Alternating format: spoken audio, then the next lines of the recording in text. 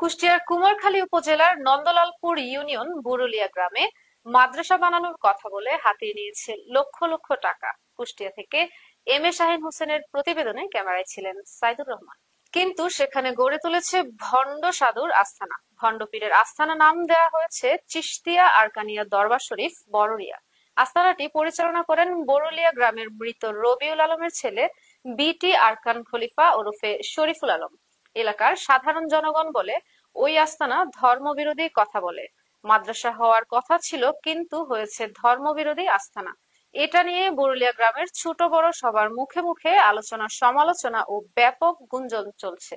বিষয়টি নিয়ে ঊর্ধ্বতন কর্মকর্তাদের কাছে সমাধান চায় এলাকাবাসী।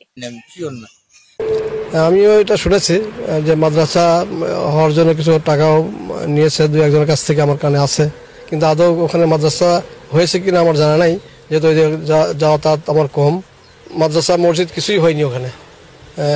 এখন ইসলাম শরিয়া মতে কাজকর্ম হচ্ছে কিনা সেটাও আমার সন্দেহ।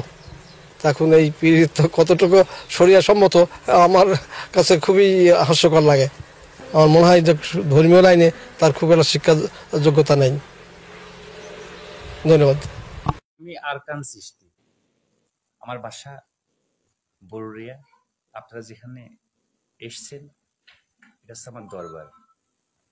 এটা রাস্তার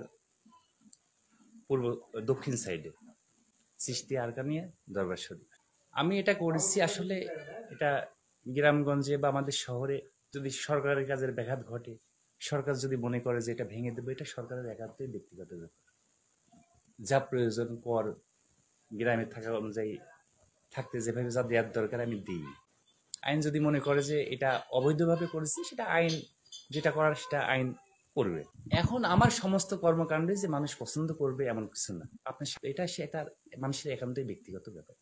ইসলাম বিরোধী কথাবার্তা শিখাচ্ছি, আমি ইসলামের জন্যই কাজ করছি আর আমি ইসলাম বিরোধী কথা শিখাচ্ছি, এটা একটা হাস্যকর একটা বিষয়। কেন হয়?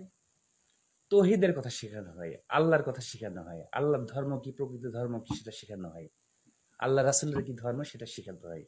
নিশ্চয়ই সেই ধর্ম সেগুলো আমাদের যারা সরাসরি শুধু জারি করে মসজিদে মসজিদে যারা থেকে দিন প্রচার করে, তারা একভাবে কাজ করে আর আমরা অন্যভাবে কাজ করি। ঠিক আছে, আমরা আমরা মনে করেন জনগণ যারা আমাদের ভক্তবৃন্দ তারা আমাদের কাছে আসে, এসে দিন যেভাবে শিক্ষা গ্রহণ করতে চাই, কোনটা সঠিক কোনটা বেঠিক আমাদের জ্ঞান অনুযায়ী আমরা বলি। হ্যাঁ, গান বাজনা হয় এখানে। গান বাজনার নামাজ একসাথে হয় না।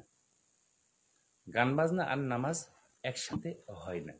এটা যে গানগুলো হয় সেটা হচ্ছে আধ্যাত্মিক গান, যেটা আমরা মনে করি রুহের খোরাক মেটাই।